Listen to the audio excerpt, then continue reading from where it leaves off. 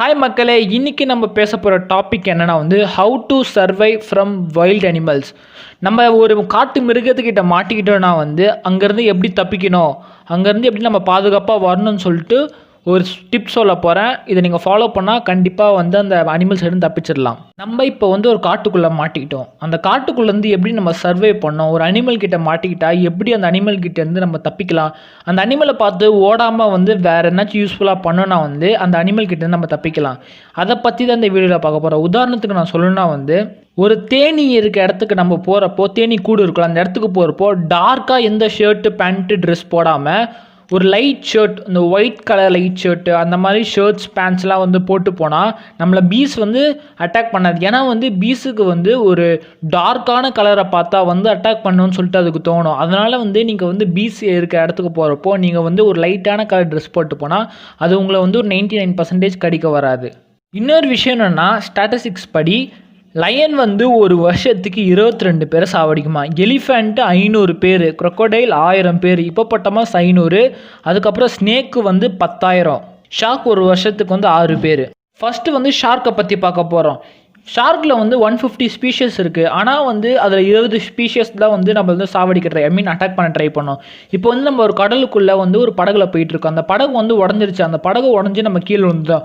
அப்போ நம்ம முன்னாடி ஷார்க் இருக்குன்னா அந்த ஷார்க் நம்மளை எப்படி கண்டுபிடிக்கணும், சில பேர் சொல்லுவாங்க நம்மளோட பிளட் வாட்டரில் கலந்தால் ஷார்க்குக்கு தெரிஞ்சிடும், அதனால நம்மளை அட்டாக் பண்ண வரும்னு சொல்லிட்டு. அப்போலாம் எதுவுமே கிடையாது. ஷார்க்குக்கு ஸ்மெல் பண்ணுற தன்மை இருக்குது. டாகுக்கு எப்படி ஸ்மெல் பண்ணுற தன்மை இருக்கோ ஷார்க்குக்கும் ஸ்மெல் பண்ணுற தன்மை இருக்குது. அதனால் நம்ம மேலே அட்ராக்ட் ஆகி நம்ம அட்டாக் பண்ண வரும். அப்போ நம்ம என்ன பண்ணணும்னா ஸ்விம் பண்ணி ஓடாமல் நம்ம என்ன பண்ணணும்னா அதோட கண்ணையும் அதோட முதுகையும் கொஞ்சம் உத்து பார்க்கணும். ஏன் அப்படி பார்க்கணும்னு சொல்கிறாங்கன்னா ஷார்க்குக்கு யாராவது அதை பார்த்து பயந்து ஓடினா அதை போயிட்டு அதை கடிச்சிரும். அந்த மனுஷங்களை கடித்து சாப்பிட்ரும். எதுவாக இருந்தாலும் சரி கடித்து சாப்பிட்ரும். அதுக்கு பதிலாக அதோட கண்ணையும் முதுக நீங்கள் பார்த்தீங்கன்னா அது உங்களை எதுவும் பண்ணாது. ஏன் அப்படி பார்க்கக்கூடாதுன்னு சொல்கிறாங்கன்னா அது கண்ணும் அது முதுகும் அதுக்கு ரொம்ப சென்சிட்டிவ்னு சொல்கிறாங்க. அதனால் சப்போஸ் நீங்கள் எப்போயாவது ஷார்க்கிட்ட மாட்டிக்கிட்டா இந்த மாதிரி ட்ரை பண்ணுங்கள். கொஞ்சம் கஷ்டம்தான், ஷார்க்கு முன்னாடி போய் அது கண்ணு பார்க்க அது முதுகு பார்க்கறதெல்லாம் கொஞ்சம் கஷ்டம்தான். இருந்தாலும் ட்ரை பண்ணி பாருங்கள் மாட்டினா. அதோட முதுகுன்னு சொல்கிறது எந்த இடம்னா அதோட முதுகில் ஒரு 4-5 கோடு இருக்கிற மாதிரி இருக்கும். அந்த இடத்த பார்க்கணுன்னு சொல்கிறேன். Second kangaroo. இமேஜின் பண்ணுங்கள், இப்போ நம்ம ஒரு காட்டுக்குள்ளே போயிட்டுருக்கோம். அப்படி போயிட்டுருக்கப்போ பக்கத்தில் ஒரு கங்காரு இருக்க இடத்துக்கு போயிடுறோம். அப்படி போகிறப்போ கங்காரு நம்மளை பார்த்து கத்தி இப்படின்னா நம்மளை அட்டாக் பண்ண வருமா? ஏன் அப்படி அது பண்ணுதுன்னா அதுக்கு மனுஷன் பிஹேவியர் மாதிரி அதுக்கும் இருக்கும். என்னன்னா நம்ம ஏரியாக்குள்ளே யாராவது புதுசாக வந்தாலோ இல்லை நம்மளுக்கு தெரியாதவங்க யாரும் நம்ம ஏரியாக்குள்ளே வந்தாலோ நம்ம குறுகுறுன்னு பார்ப்போம். அவங்கள யாராவன் புதுசாக இருக்கான் அப்படின்னு சொல்லிட்டு பார்ப்போம். அதே மாதிரி தான் கங்காரும் மனுஷங்களை பார்க்கும். யாராவன் புதுசாக இருக்கான், நம்மளை அட்டாக் பண்ண தான் வந்திருக்கான்னு சொல்லிட்டு நினைக்கும். அதனால் கங்காரு நம்மளை அட்டாக் பண்ணணும். அப்போ நம்ம என்ன பண்ணணும்னா ஓடாமல் அங்கே நின்றுட்டு கங்காராவை பார்த்து இரும்பணுமா. ஏன் இரும்பணும் அப்படின்னா கங்காருக்கு அப்போ தோணுமா, இவன் இரும்புறான், இவனுக்குள்ளே டிசீஸ் இருக்குமோ அப்படின்னு சொல்லிட்டு கங்காரு நம்மளை எதுவுமே பண்ணாதா. நம்ம இரும்பிக்கிட்டே என்ன பண்ணணுமா, பொறுமையாக பின்னாடி வரணுமா. அதுக்கப்புறம் கங்காருவே நம்மளை விட்டுரும். யாரை பற்றினா லயன் பற்றி. தெரியாதனமாக நம்ம லைன் இருக்க இடத்துக்கு போயிடுறோம். இல்லைன்னா லைன் நம்ம இருக்க இடத்துக்கு வந்துச்சுன்னு வச்சுக்கோங்களேன், என்ன பண்ணணும் அப்படின்னா ஓடக்கூடாது. ஓடினா அது எப்படி இருந்தாலும் நம்மளை அடித்து பிடிச்சி சாப்பிட்றோம், முழுங்கிரும்.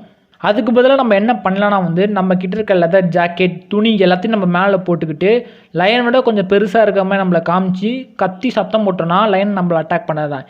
ஏன் லயன் அப்போ அட்டாக் பண்ணதான் லயன் அதோட பெருசாக இருக்க அனிமலை எப்பவுமே அட்டாக் பண்ணாது. அதே மாதிரி அதை விட யாராச்சும் ஆக்ரோஷமாக கத்துனாங்களா அது அட்டாக் பண்ணாதுன்னு சொல்கிறாங்க. ஃபோர்த் யாருன்னா எலிஃபெண்ட். எலிஃபெண்ட் கூட்டமாக இருக்கிறப்போ பிரச்சனை இல்லை, அது தனியாக இருக்கிறப்போ தான் பிரச்சனை. ஏன்னா தனியாக இருக்கிறப்போ அது சேஃபாக இல்லைன்னு சொல்லிட்டு ஃபீல் பண்ணும். அதுவும் முக்கியமாக பெண் யானை. பெண் யானை தன்னோட குட்டி கூட தான் எப்போவுமே இருக்கும். அதனால் தன்னோட குட்டி எதனாச்சும் பண்ணுற போகிறாங்க ஒரு பயத்தில் அது அட்டாக் பண்ணுவான் மனுஷங்களை. பார்த்தீங்களா, யானை கூட பெண் யானை கூட அந்த ஒரு தாய் பாசம் இருக்குது. சரி, அதை விடுங்க, மேட்ருக்கு வருவோம். எலிஃபெண்ட் நம்மளை எப்படி அட்டாக் பண்ண போது நம்ம முடிவு பண்ணலான்னா அதோட காதை அது பின்னாடி தள்ளலாம். அதே மாதிரி அதோட ட்ரங்கை ஒரு மாதிரி சுழட்டும். அப்போது வந்து அதை நம்ம வந்து க்ரஷ் பண்ண போதும், அதாவது நம்ம நசுக்கி சாவடிக்க போகுதுன்னு அர்த்தம். அப்போ நம்ம என்ன பண்ணணும்னா வந்து நமக்கு பின்னாடி வந்து எதனாச்சும் ஒரு பெரிய கல்லோ இல்லை மரமோ எதனாச்சும் ஒரு ஆப்ஜெக்ட் வந்து நம்ம பின்னாடி இருக்குமே பார்த்துக்கணும். ஏன் அப்படி பார்த்துக்கணும்னு சொல்கிறாங்கன்னா வந்து எப்படி இருந்தாலும் ஒரு ட்ரங்கை வச்சு தான் நம்மளை வந்து பிடிக்க போகுது. ஸோ அப்படி வந்து பிடிக்கிறப்போ அது வந்து தெரியாதனமாக அந்த கல்லை பிடிச்சிரும். அந்த கல்லை பிடிக்கிறப்போ நம்ம எஸ்கேப் ஆகி ஓடிடலான்னு சொல்கிறாங்க. 5th எந்த அனிமல் பற்றி பார்க்க போகிறோம்னா வந்து crocodile. crocodileோட பல்லு வந்து இந்த உலகத்தில் இருக்க எல்லா அனிமலை விட அதோட பல்லு வந்து ரொம்ப ஸ்ட்ராங்கானது. நம்ம வந்து ஒரு நதிக்குள்ளே விழுந்துட்டோம், அந்த நதியில் வந்து crocodile இருக்குன்னு வச்சுக்கோங்க. அப்போ வந்து நம்ம என்ன பண்ணணும்னா வந்து ஒரு கல் இல்லைனா வந்து ஏதாச்சும் எடுத்து இல்லைனா நம்ம கையாலே வந்து crocodileோட கண் அடிக்கணும். ஏன்னா வந்து crocodileோட கண் வந்து ரொம்ப வீக்கானது. சப்போஸ் வந்து crocodile வந்து தண்ணியிலேருந்து கரைக்கு வந்துருச்சுன்னா, அப்படி கரைக்கு வரப்போ அதை நம்மளை பார்த்துச்சுன்னு வைங்க, நம்ம இப்போ ஓட ஆரம்பிக்கணும். எப்படி ஓட ஆரம்பிக்கணும்னா வந்து ஸ்ட்ரெயிட்டாக ஓட ஆரம்பிக்காமல் வளைஞ்சு வளைஞ்சு ஓடணும். ஏன் வளைஞ்சு வளைஞ்சு ஓடினா வந்து crocodileஆல் நேராக தான் ஓட முடியும். வளைஞ்சு வளைஞ்சு அதால் ஓடவே முடியாது. ஏன்னா அதோட 4 காலுங்க வந்து அதுக்கு வந்து ஒரு பிடி கொடுக்காது ஓடுறப்போ. அதனால் வந்து நம்ம வளைஞ்சு வளைஞ்சு ஓடினா crocodile கிட்டேருந்து நம்ம ப்ரொடெக்ட் பண்ணிக்கலாம். 6th எந்த அனிமல் அப்படின்னா வந்து ஹிப்போபொட்டமஸ். ஹிப்போபொட்டமஸ் நம்ம பார்த்த உடனே வந்து நம்ம ஓடலான்னு ட்ரை பண்ணுவோம். ஏன் வந்து அப்படி ஓடலான்னு ட்ரை பண்ணுறோம் அப்படின்னா வந்து ஹிப்போபொட்டமஸ் ரொம்ப வெயிட்டாக இருக்கும், அதனால் ஓட முடியாதுன்னு நினைப்போம். ஆனால் இதோட உண்மை என்னென்னா ஹிப்போபொட்டமஸால் 18.5 மைல்ஸ்/ஹவரில் அதை ஓட முடியும். அதனால் நம்ம ஓடுறதை விட்டுட்டு ஒரு ட்ரீலேயோ இல்லைனா ஒரு பெரிய கல் மேலே நம்ம ஏறி நின்றுட்டோன்னா வந்து அதால் நம்மளை அட்டாக் பண்ண முடியாது. ஏன்னா வந்து ஹிப்போபொட்டமஸால் ஒரு மரத்துக்கு மேலே ஏறி வந்து நம்மளை அட்டாக் பண்ண முடியாது. 7th எந்த அனிமல்னா பியர், கரடி தான். கரடியை பார்த்து நம்ம ஓட ஆரம்பிச்சோம்னா கரடி என்ன நினைக்குன்னா வந்து இது வந்து நம்மளுக்கு ஒரு உணவு அப்படின்னு சொல்லிட்டு நினைக்கும். அதை பார்த்து நம்ம ஓட ஆரம்பிச்சோம்னா அதுக்கு பதிலாக நம்ம என்ன பண்ணலாம் அப்படின்னா வந்து கரடியை பார்த்த உடனே வந்து இந்த பாம்பு சுருள் அந்த மாதிரி வந்து நம்ம அப்படியே சுருண்டு படுத்துக்கலாம். அப்போ வந்து அது நம்ம கல்லுன்னு நினச்சிரும். அப்போ என்ன நினைக்கணும் வந்து கல்லுன்னு நினச்சி நம்மளை வந்து சுத்தம் சும்மா அப்படியே நம்ம ரவுண்ட் அடித்து நம்மளை பார்க்கும். அப்போ நம்ம பேனிக்கே ஆகக்கூடாது, அப்படியே அமைதியாக இருக்கும். அப்படி ஆனதுக்கப்புறம் என்ன ஆகுனா கரடியே அமைதியாக போயிடும். எல்லாருக்குமே இந்த வீடியோ பிடிச்சிருக்கோம் நம்புகிறேன். கண்டிப்பாக எல்லாருக்குமே இது யூஸ்ஃபுல்லாக இருக்கும். ஒரு நாள் நீங்கள் வந்து எதனாச்சும் ஒரு வைல்டு அனிமல் கிட்ட மாட்டினீங்கன்னா வந்து தப்பிக்க வந்து உங்களுக்கு என்ன சின்ன டிப்ஸ் சொல்லியிருக்கேன். இதே மாதிரி டிப்ஸ் வீடியோ வேணும்னா வந்து கமெண்ட்டில் சொல்லுங்கள். இதே மாதிரி நாளைக்கு இன்னொரு வீடியோ சந்திக்கிறேன். பாய் மக்களே. இந்த வீடியோ மறக்காமல் லைக் பண்ணுங்கள்.